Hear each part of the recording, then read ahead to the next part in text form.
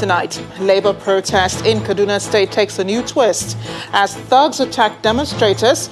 Governor Rufai declares NLC president wanted for economic sabotage, sacks nurses below level 14 for absence from duty.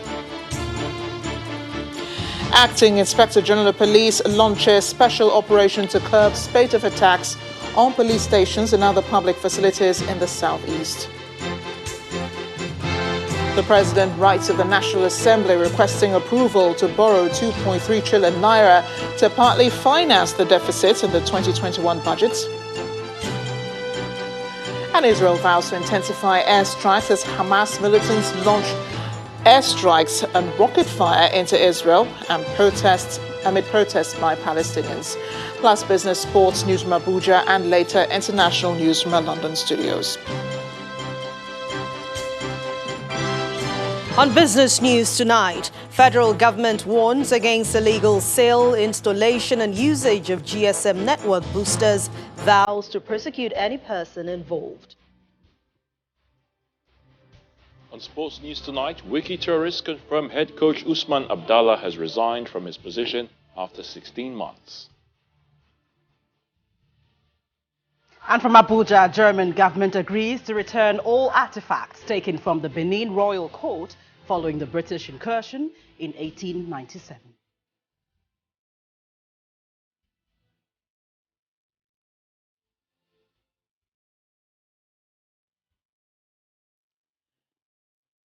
It is day 2 of the 5-day warning strike declared by workers in Kaduna State.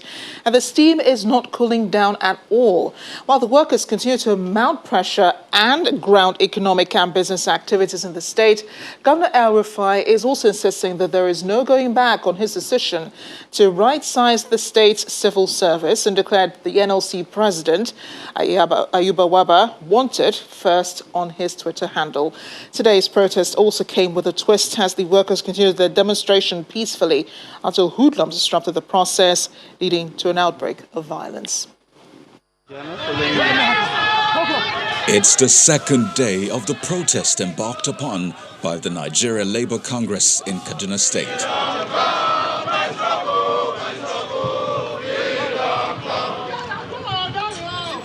With the NLC president as the arrowhead, the workers are protesting the disengagement of their colleagues by the Kaduna State government without recourse to due process and demand that they are reinstated. This time around, the workers gather at the popular NEPA roundabout in the Kaduna metropolis to continue their protest. Midway through the protest, things turn awry as a group of thugs armed with dangerous weapons stormed the place and descended on the workers, inflicting injuries on some of them before security operatives doused the tension by firing tear gas into the air.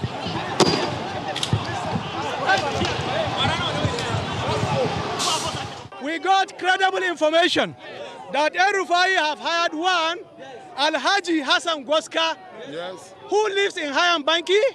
He was a car dealer and hired some thugs to come and attack us. I called the DSS headquarters. I called the DIG operation. I also called the state director of SSS. I gave them the information. While we are here, they came. But we thank God, we have dismantled them. We have chased them away because we have the number. We are not thugs and we are not using thugs. The deputy president of the NLC says no matter what the state government does, the strike will run its course. NLC is here on ground in Kaduna, discharging our constitutional duty, and we don't have any regret. What we are doing is lawful, what we are doing is backed by law of Nigeria, and we will continue to enlarge and establish this action until the Rufai complies to the right of the workers. Elsewhere in the state capital, concerned residents also hold a peaceful protest calling on the NLC to suspend the strike because it has brought untold hardship to residents of the state.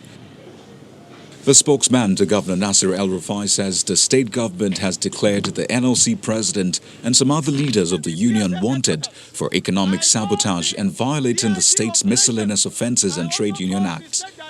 He adds that all civil servants should report to their duty posts or forget their jobs. I wish to inform you that the Kaduna State government has made the following decisions. It has declared wanted Ali Waba and the senior confederates in the NLC, and they will be vigorously prosecuted for violations of the Penal Code of Kaduna State, the Miscellaneous Offences Act, and the Trade Dispute Essential Services Act. These persons are advised to report to the Ministry of Justice and the police headquarters, okay, so that their statements can be taken. Now they are aware that they have been declared wanted. The Ministry of Health will dismiss all nurses below grade level 14 for going on an unlawful strike. The salaries that could have gone to them are to be given as extraordinary occupational allowances to the health workers who are at their duty posts, trying to fill the gap left by those absconding from duty. The Ministry of Health has further been directed to advertise vacancies for the immediate recruitment of new nurses to replace those that have been dismissed. Any academic staff of CASU that does not report for work will be dismissed. The authorities of CASU have been directed to submit a copy of their attendance register for all categories of staff daily to the Office of the Secretary to the State Government and the Commissioner of Education. With the impasse between the NLC and the Kaduna State government becoming a matter of who blinks first, the coming days will be pivotal as to where the pendulum swings. Some set of workers in Kaduna State are already bearing the brunt of the governor's wrath, and they're the nurses below grade level 14 in the state civil service. The governor today ordered their sack for joining the strike called by the Nigeria Labour Congress. He also directed the State Ministry of Health to place advertisements for immediate recruitment of new nurses to replace those dismissed. Governor El Rufai said in a statement that reports from Barao Diko Teaching Hospital shows that some identified nurses disconnected the oxygen supply of a 2-month-old baby in an incubator yesterday. He says the names of 3 nurses from the Special Baby Care Unit who were involved in the act have been forwarded to the Ministry of Justice to initiate prosecution for attempted murder or murder should the baby die. He also ordered the Ministry of Education to open a register for lecturers at the state's tertiary institutions to take daily attendance of those who refuse to come to work. Meanwhile, the Alliance on Surviving COVID-19 and Beyond, ASCAB, under the leadership of the Senior Advocate of Nigeria, Femi Falana, says Governor El Rufai's decision to declare the NLC president and other members of the union wanted contravenes the provisions of the Miscellaneous Offences Act. He says by the combined effect of the Trade Union Act and the Nigerian Constitution, Comrade Waba and other labor leaders have the unquestionable rights to participate in the peaceful warning strike and mass protest against further retrenchment of workers in Kaduna State's public service. The statement explains that if Governor El Rufai has evidence that Comrade Waba and other labor leaders have contravened any provisions of the Act, he is required to lodge a complaint in any of the police stations in Kaduna State, as the governor lacks the power to declare any alleged offender wanted under the Act or any other law whatsoever. Mr. Falana asked the police and other security agencies to ignore what he calls legal threats by the governor. Meanwhile, rights group Socio-Economic Rights and Accountability Project, SERAP, is also asking the Kaduna State governor to immediately end the growing crackdown on workers and protesters in his state. SERAP says Governor El Rufai and Kaduna State authorities must end the harassment and intimidation of NLC leaders and withdraw the legal statement declaring the union leaders wanted. The federal government is not keeping quiet on the impasse between the Labour movement and the Kaduna State government. The Minister of Labour and Employment, Chris Ngige, is appealing to Governor El Rufai and the NLC leadership to immediately cease fire. He says, "We are not unaware of what is going on in Kaduna State. It is a Labour issue which has snowballed into a national strike and picketing by the 2 Labour centres and affiliate unions. We hope and also pray the Kaduna State governor not to escalate matters to such a level where it becomes uncontrollable. We also appeal to the Labour leaders of the Labour centres to step down action to make way for discussion." The minister also appealed to all workers on essential duties, including doctors and nurses, not to join the strike action. But for the Progressive Governors Forum and the Northern Governors Forum, the disagreement between the NLC and Kaduna State government should not be a time for muscle flexing. The chairman of the forum and governor of Kebbi State, Abubakar Bagudu, in a statement said, Nigerians are already overstretched with many challenges. At this critical point of our democratic journey, there cannot be limits to engagement between all governments and citizens. Every step must therefore be taken to resolve the current face-up between Kaduna State government and NLC. We appeal to both the state government and NLC to return to the negotiating table. The statement reads further, in particular, we want to appeal to the NLC leadership to recognize that the burden of leadership at this point is more about responding to challenges based on the honest disposition of correcting past mistakes.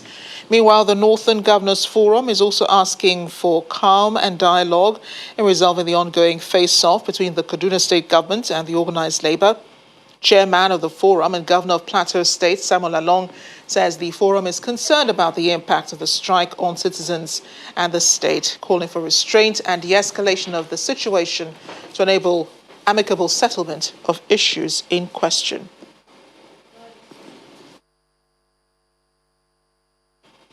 And for the books of the Kaduna State government, the president of the Labour Congress, Ayuba Waba, is a wanted man.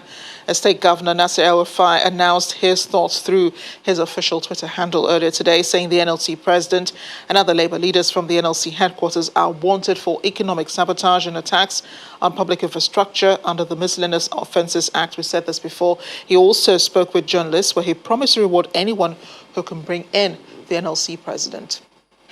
This act, and we want him. We'll bring him to justice. We are looking for him. He should report to the nearest police station or report to us. He will be prosecuted for economic sabotage. There is no grounds for compromise. They have used their last ultimate weapon. It will not change anything. We will not change our position. And that's it. To other stories now, the Inspector General of Police has launched Operation Restore Peace in Enugu State, following the growing security challenges in the region. Speaking during the launch of the initiative at the Michael Okahs Square in Enugu, the IGP noted that ORP will return the southeast to its historical path of peace. Enugu State Governor Ifeanyi Ugwuanyi and Deputy Governors of Ebonyi, Abia and Imo States were present at the flag-off. In the last 2 months, there has been growing security challenges across the 5 states of the southeastern region, and targeted attacks on security personnel and formation, critical national infrastructure, as well as political and community leaders, resulting to loss of lives and destruction of property worth millions of naira. This growing concern is why the Inspector General of Police is in Enugu State for the launch of Operation Restore Peace in the region. He arrives at the Government House, Enugu, for a brief meeting ahead of the event and is joined by the State Governor, Ifeanyi Ugwuanyi, the Deputy Governors of Enugu, Ebonyi, Imo and Abia states. After a closed-door meeting, they all moved to the Michael Okahs Square, where some officers who have undergone special training took time to show off some of the skills that will be deployed in the operation.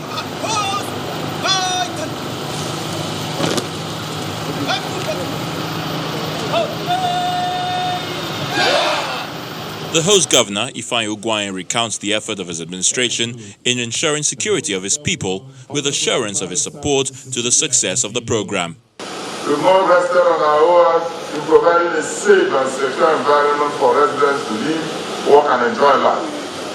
This operation will restore peace for the Southeast geopolitical zone is therefore both timely and most compelling.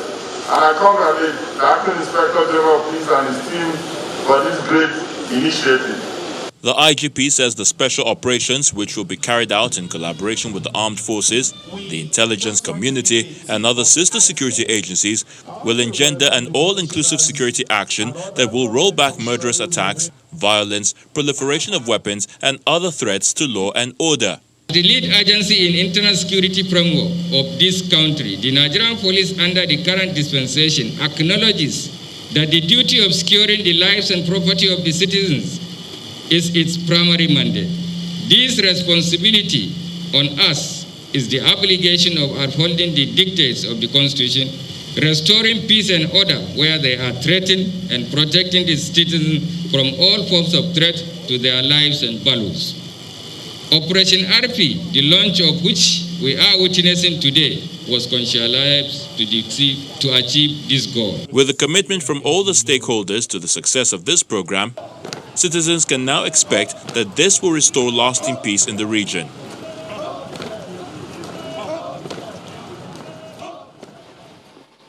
In part two, after the break, the federal government launches the second national action plan to boost the fight against corruption. Please stay with us.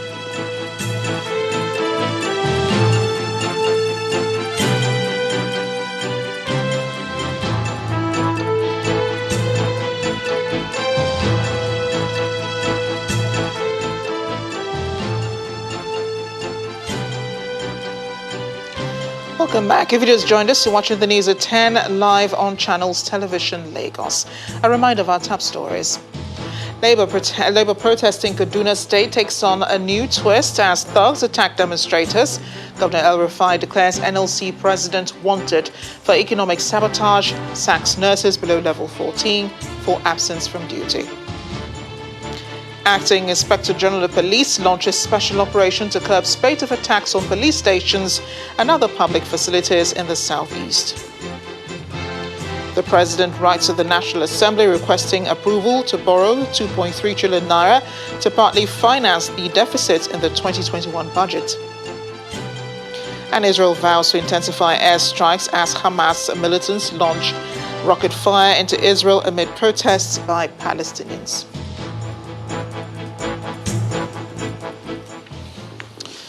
The main opposition, People's Democratic Party, is taking a swipe at the ruling APC over the attacks and arson on officers of the Independent National Electoral Commission in states across the country, insisting that the federal government has not shown enough condemnation of the acts.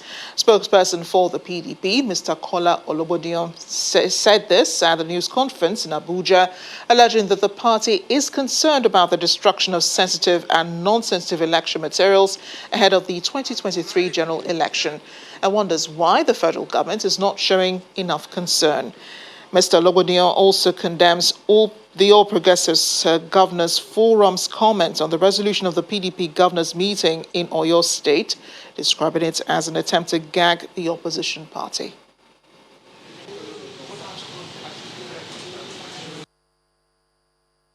It is very worrisome, and our party is very concerned. And we are worried that the APC-led federal government is silent in the face of arson and attacks on the agency empowered by the 1999 Constitution to conduct election, off-season and regular elections. So approaching the 2023 election, we are worried as a political party that the APC-led federal government is silent in spite of the burning and the various attacks on INEC offices, in spite of the burning of sensitive and insensitive materials of the Electoral Commission. And as a party in waiting to be elected into government, the People's Democratic Party is very worried that the federal government, led by the APC, is silent. A government who has a responsibility towards transitional process of a democratic situation will not be silent. It should be concerned. But unfortunately, we are in an environment, we are in a situation where the APC-led federal government is not saying anything. Staying with national issues, the President has written to the National Assembly requesting the resolution of Parliament to borrow 2.3 trillion naira to partly finance the deficit in the 2021 budget. Senate President Ahmed Lawan and Speaker Femi Gbajabiamila read President Buhari's letter in their respective chambers today as the National Assembly resumes plenary after the Eid al-Fitr celebration. Our correspondent Linda Kigbe reports. It's back to work for federal lawmakers in the National Assembly after a one-week break to celebrate Eid al-Fitr. A letter from President Buhari is before legislators in the Senate and House of Representatives. In the letter, President Buhari is seeking the resolution of a National Assembly for a new borrowing of 2.343 trillion naira to partly finance the budget deficit of 5.602 trillion naira in the 2021 budget. I wish to bring to the attention of the President of the Senate that the plan is to raise the sum of USD $6.183 billion from a combination of sources, normally multilateral and bilateral lenders, as well as from the international capital market, ICM, through the issuance of Eurobonds.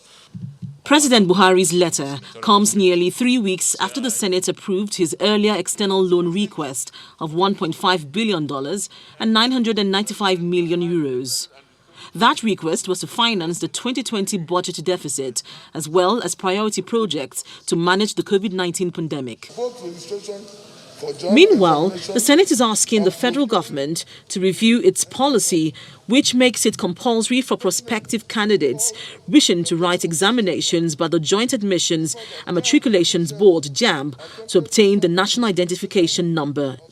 Mr. President, this action is an inconsiderate and premature decision that has further complicated the already rigorous process of both registration for JAMB examination and procuring the NIN.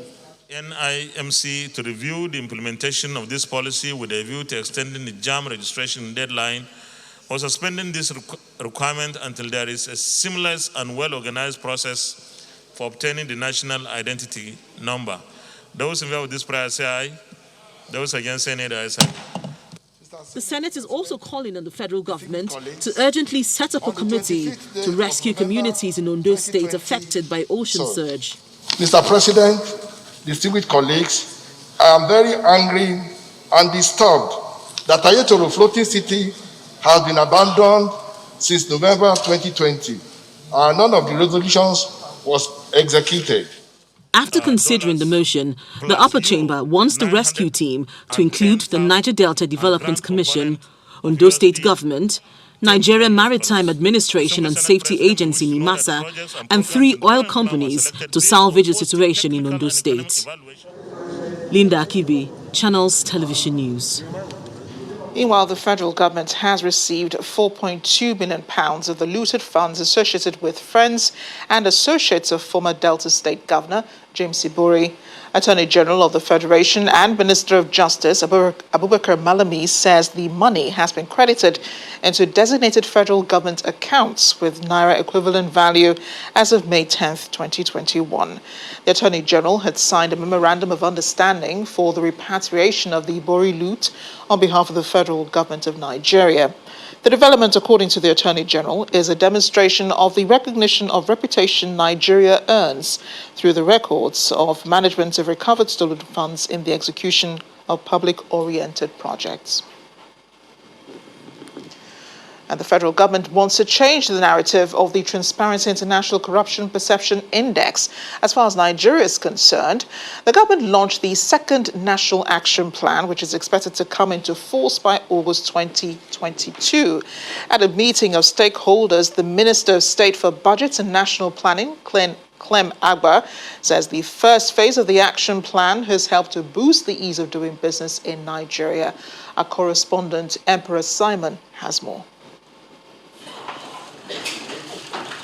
It's the second day in the week-long activities marking the 2021 Open Government Partnership Week, and stakeholders drawn from the government, civil society organization, and those from the extractive industries are gathered to, among other things, review the progress made so far in the implementation of the program, particularly the National Action Plan, which was implemented between 2017 and 2019. Attending the meeting are the Ministers of State for Budget and National Planning, Mr. Clem Agba, and that of Youth and Sports Development, who joins virtually. The National Action Plan seeks to address issues of fiscal transparency, government integrity, access to information, extractive resources transparency, public participation, open data, and anti-corruption. Nigeria substantially implemented 3 out of 14 commitments in the action plan. In particular, Nigeria notably advanced commitments in the areas of open budget, ease of doing business, and reviewing open government laws. The second phase of the plan is still being developed, and stakeholders believe there are more benefits to be gained. The commitments in our second national action plan, which are quite ambitious, are prioritized in our day-to-day engagements with the end result of achieving the maximum commitment therein by the end of August 2022.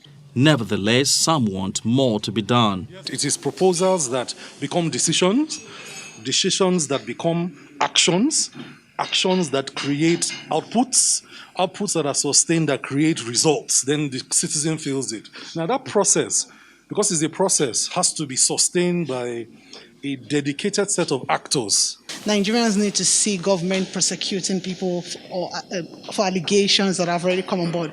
We need to see people being held accountable for those actions. We need to see government institutions being held accountable for any deficits that we have recognized. As the government expresses confidence in the National Action Plan, the citizens can only hope to see the fight against corruption in Nigeria translating into better standard of living and more opportunities for the overwhelmingly poor population. Emperor Simon, Channels Television News. Make a brief stopover in Kaduna State as a Sharia Court Judge Hussaini Samaila has been kidnapped in the Safana local government area of the state. Residents of the community said gunmen suspected to be bandits swooped in on the judge's court located at Bauren Zakat village in the council and whisked him away. Police authorities in the state say the matter is being investigated as they have not been able to ascertain why the judge was in court, as judicial workers in the state are still observing the nationwide strike directed by their national union. A Delta State Governor Ifeanyi Okowa has dissolved the State Executive Council, relieving all commissioners, secretaries of the state government, his chief of staff and senior special advisors of their portfolio. Addressing the press on the development after the State Executive Council meeting, former Commissioner for Information Charles Anyagu disclosed that the governor has instructed all former commissioners to immediately hand over to permanent secretaries of their respective ministries. In another related development, the state government also dismissed a civil servant identified as Bernard Onomovo for illegally slotting names into the state's payroll.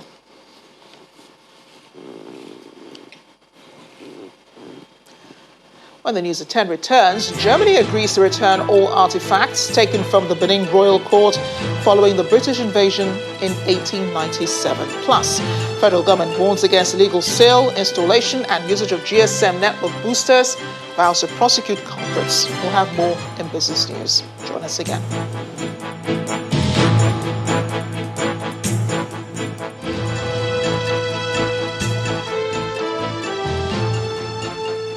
Welcome back to the News at 10. Let's go over now to Gloria Mezoke in our Abuja studio for more on the News at 10. Always great to see you, Gloria. Same here, Marachi. Good to see you.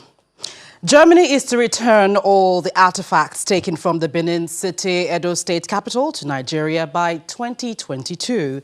The artifacts are those taken from the Benin Royal Court following British incursion in 1897. At a meeting between the German delegation and the Nigerian government, represented by the Minister of Information, Mr. Lai Mohammed, and the Edo State Governor, Mr. Godwin Obaseki, the German Director General, Culture and Communication, Dr. Andreas Gojen, says Germany acknowledges that Nigeria has suffered loss. It says Germany is on a restitution mission to Nigeria to return all artifacts taken from the Benin Empire. We come to acknowledge the loss Nigeria is suffering from. And we testify our willingness to proceed to the restitution of those objects and to take the opportunity that restitution cannot simply be the return following exile, but that it must draw on the wealth of new energy and meanings which those objects have produced in the world and will continue to produce after their return. And we want to emphasize that the time has come to reinvent the museum as a realization of networks and energies. The Nigeria Immigration Service has announced embargo on passport issuance in all of its centres to enable it to clear up the backlog of applications from eligible citizens. Speaking at a news conference in Abuja, the Comptroller General of Immigration, Mr. Mohammed Babandede, notes that the service is having a backlog of over 136,000 requests for passports that are yet to be issued. According to him, the embargo takes effect from today. The Minister of Interior, Ogbeni Rauf Arigbeshola, has directed me, under the powers given to him under the Immigration Act 2015, that as from yesterday midnight to 21st of this month, we will no longer tolerate fresh passport application in order for us to clear all the backlogs in the system. I'm glad to state that within this period, 18th to 31st May 2021, all backlogs will be cleared because we have gotten enough booklets, both enhanced and all generation passport. All passport control offices in the country are hereby sealed, closed to the public between today and 31st of this month. Payment portals have already been closed locally from 12 midnight last night, that there will be no payment as from yesterday night to 31st. And that payment from 1st of June 2019 will be purely online, no cash to passport office. The latest attempt by the ex-leader of the Movement for the Emancipation of the Niger Delta, Mr. Henry Okahs, to challenge his conviction by the South African authorities has been stalled as the trial judge Masabela insists that it's been struck off the roll for now till the applicant is satisfied with his document preparation process and also relevant documents distributed to all parties. Mr. Okahs, who is representing himself in the matter, claims he is being frustrated by the prison authorities with regard to access to communication and legal documents relevant for his case preparation.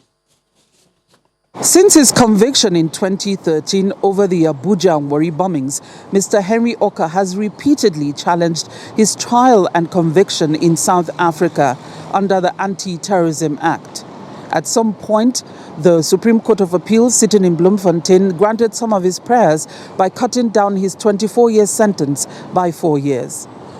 These 4 years were later reinstated during another challenge by the Constitutional Court, which believed that the other court had erred in its ruling. Recently, Mr. Okahs sent out a petition to the Justice and Correctional Services Minister, Mr. Ronald Lamola, which is titled On Ceasing Interference in Judicial Processes.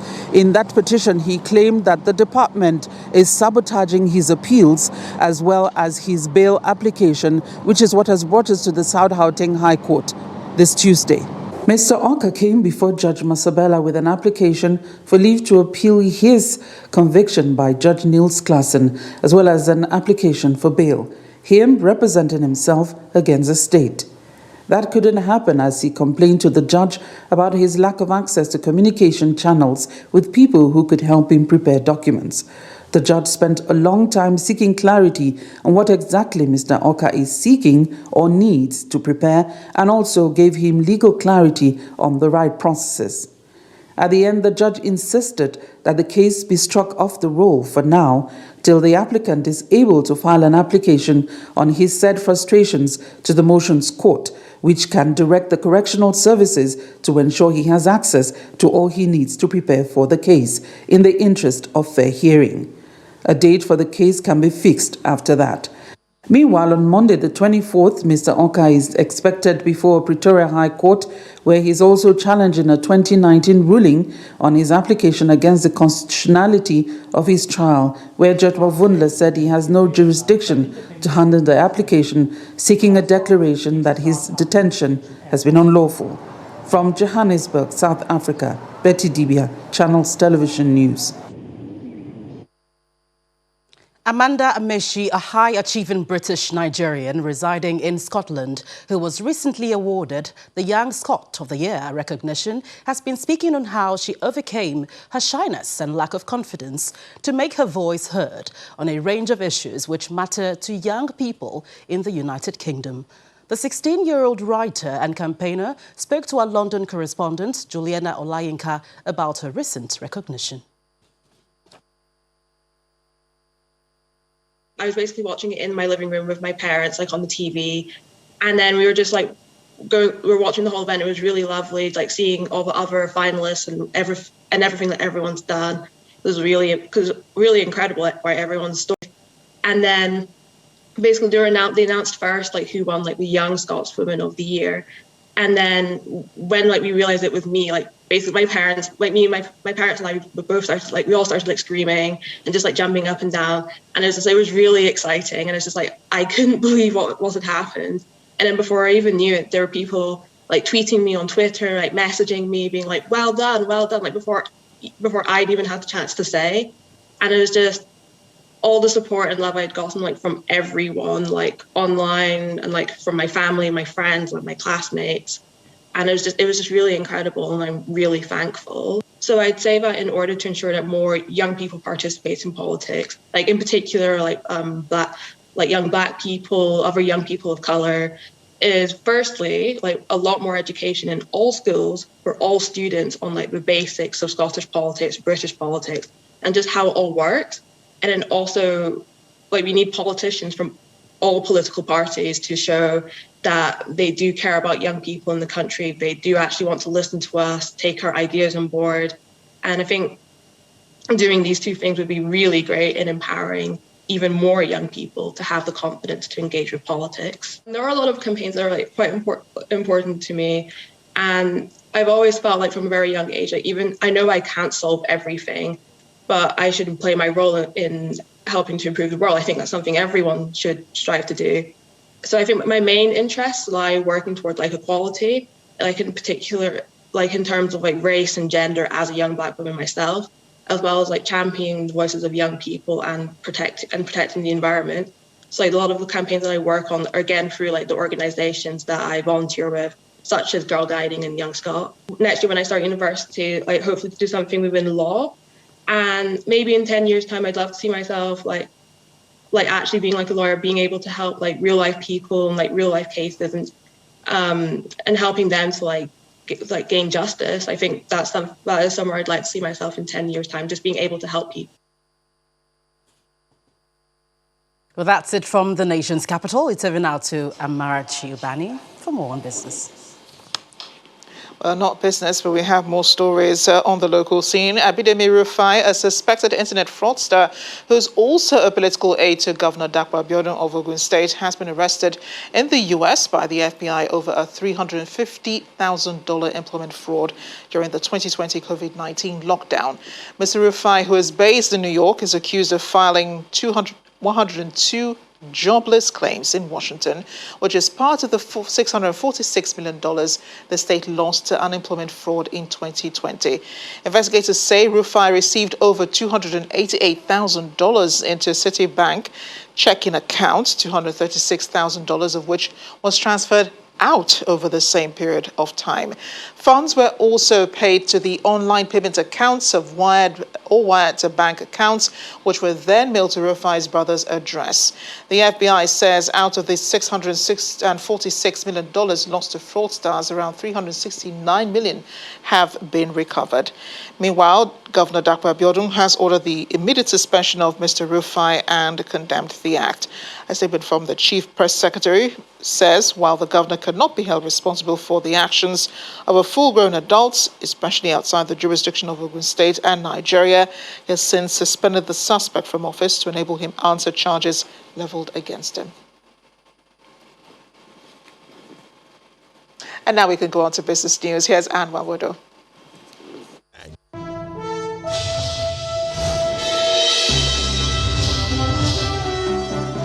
Thank you, Amarachi. Let's begin with the federal government issuing a 2-week reinforcement notice to unauthorized dealers and users of GSM network boosters, stressing that illegality in the country's telecommunications industry cannot be accepted. According to a circular issued by the Nigerian Communications Commission, the sale, installation and usage of the booster is a criminal offence punishable by fine or imprisonment. The Commission adds that upon the expiration of the 14-day deadline, it will also seize any equipment used in the illegal enhancement of network coverage. Polaris Bank Limited, one of the leading retail banks in Nigeria, today unveiled a digital banking platform called Vault in Lagos, southwest Nigeria. At that launch, the managing director and CEO of the bank, Innocent Ike, says the possibilities offered by Vault affirms its commitment to accelerating financial inclusion and promoting a contactless lifestyle, especially in the era of the COVID-19 pandemic. The walls have been pulled down, the digital landscape expanding, the barriers are being ripped and the curtains peeled backwards, all in a bid to give customers, both real and potential, more tools to carry out more transactions seamlessly and on a reliable digital banking platform. Polaris Bank wants to lead that charge from this occasion. That's VULTE.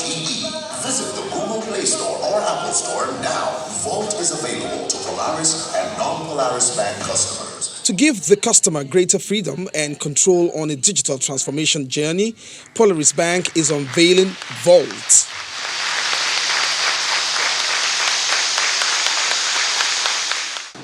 And what is critical today to consumers, to customers, it is one, this whatever solution or whatever app they use today must be able to offer that security.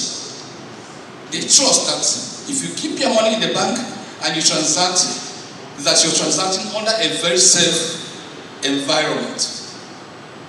Secondly, it also gives the customers the ability to transact or do their businesses where they want, how they want it, and the way they want to be served. Therefore, when you create new markets, then obviously you are creating an opportunity for others to develop. And I think this is what we should continue to promote. Vault is not another mobile application, as we are told. It's a mobile digital bank in your hand, affording you total control of your financial service needs. You serve yourself the way you want to be served. Whether for instant loans, making simultaneous multiple payments, or even opening an account, Vault allows you the luxury from any location 24/7. Our customers can go to any of the stores, depending on which device they use, Google Store, Google Play Store, or Apple Store, to download Vault, VULTE, from the stores. And that opens our services and banking services as well to the globe as a whole. Polaris says Vault is for security, a digital banking solution, a digital application, and a conveyor belt for financial inclusion with the ease to do more at the click of your device buttons. Well, profit-taking continued today at the Nigerian stock market. Investors' appetite for banking and industrial stocks dipped today at 0.72%. Ovie Bikomo tells us more.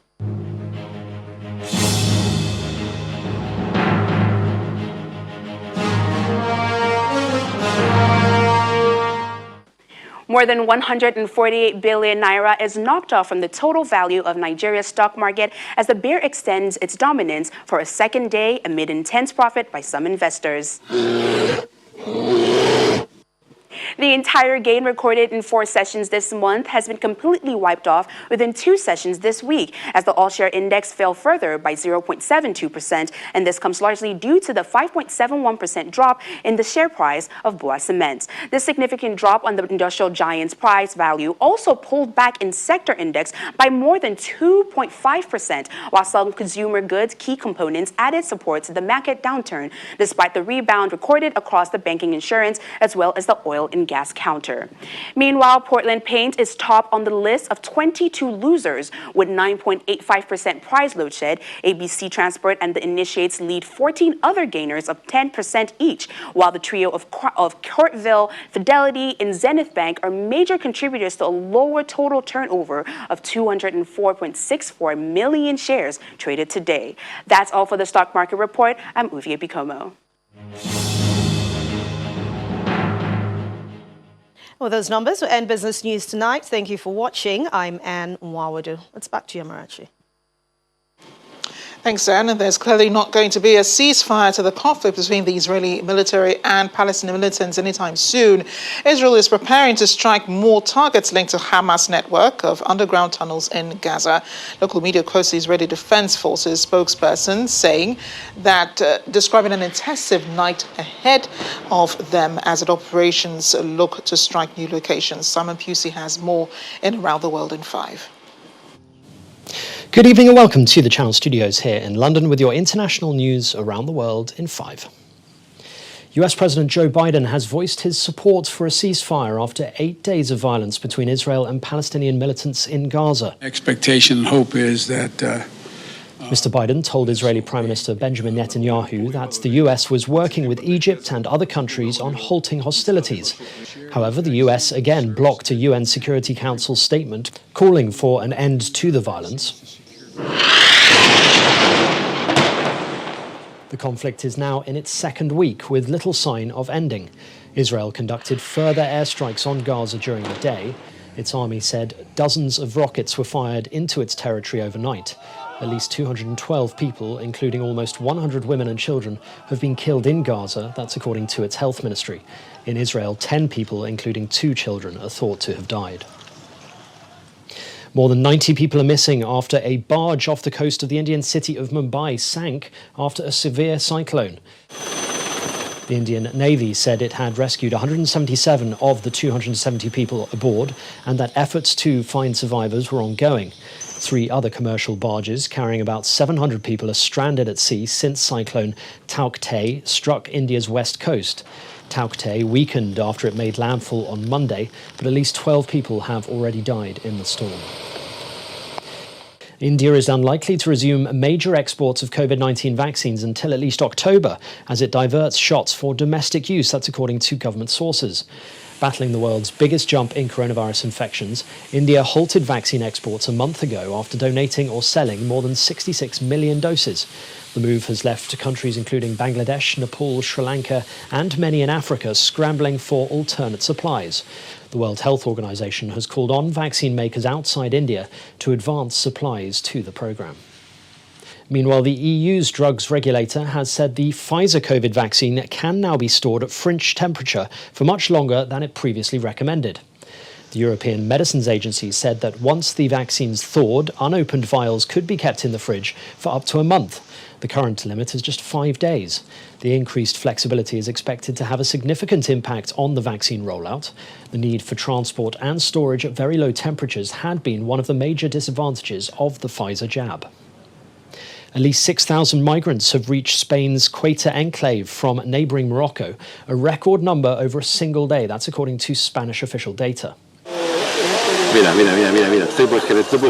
Authorities report the migrants, who include about 1,500 minors, either swam around the border fences that jut out into the sea or walked across at low tide. They are said to be mostly from Morocco. Spain says it had already sent some 1,500 back, but not the minors. Spain's Ceuta and Melilla enclaves have become magnets for African migrants.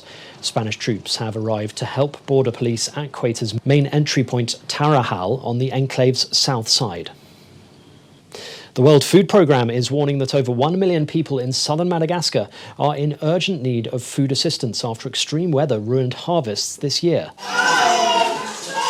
The food agency says the lack of food sources has created a full-blown nutritional emergency. Malnutrition has almost doubled over 4 months to March, from 9 to 16%. They also cite alarming nutrition levels among children under 5 years. Russia has warned the West against staking claims in the Arctic ahead of an international meeting on the future of the region. Formed in 1996, the Arctic Council is made up of 8 nations, with the region's indigenous populations also represented. Interest in the Arctic region has increased recently, with Moscow adding to its military presence in the area.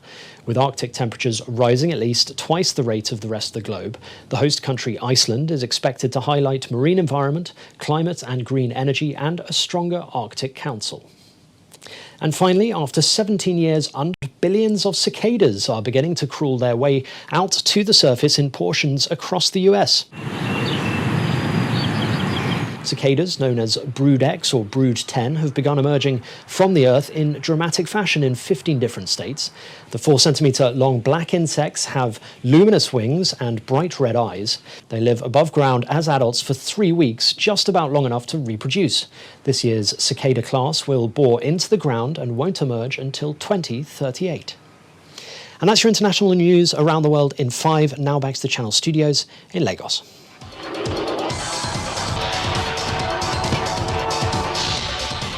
Many thanks, Simon. Wiki tourists have confirmed that head coach Usman Abdallah has resigned from his position after 16 months.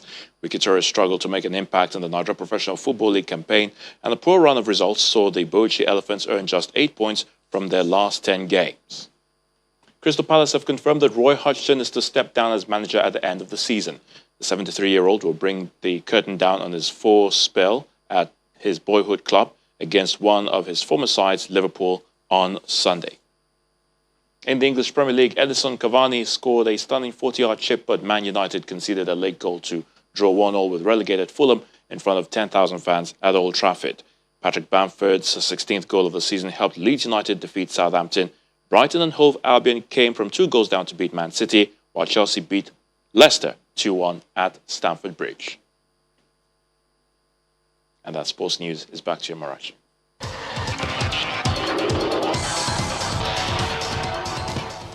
Thanks, Ayotunde. And the main news again.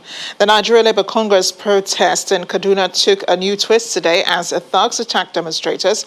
Governor El Rufai declared NLC president wanted for economic sabotage and also sacked nurses below level 14 for absence from duty. That is the news at 10 tonight. Thanks for watching. I'm Amarachi Ubani. Good night.